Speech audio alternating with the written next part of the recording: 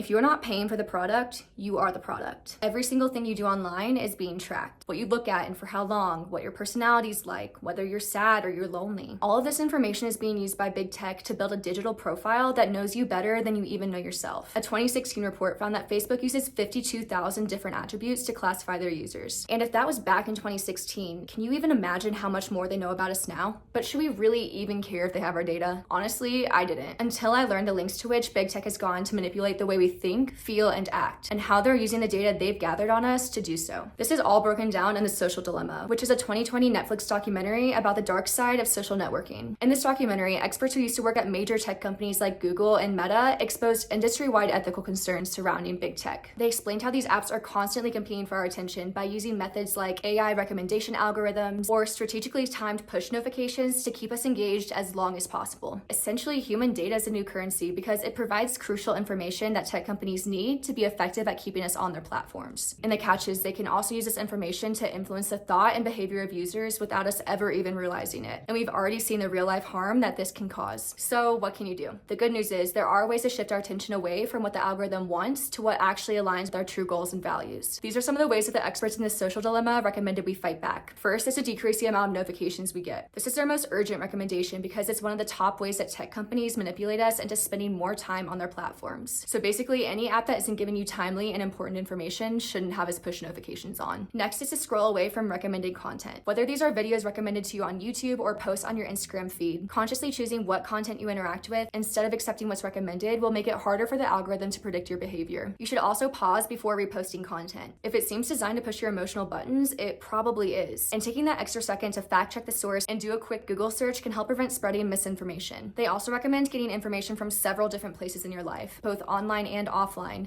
even if you don't always agree with them. Having a variety of credible sources exposes you to different viewpoints and ensures you don't get trapped in echo chambers. And lastly, use these platforms to your advantage by spreading public awareness of these problems. These companies won't change without public pressure. And digital activism is one way we can start to turn the tide. Technology isn't set in stone. We have the ability to change the way it operates so that it makes the world better. But that's only possible if we choose to act.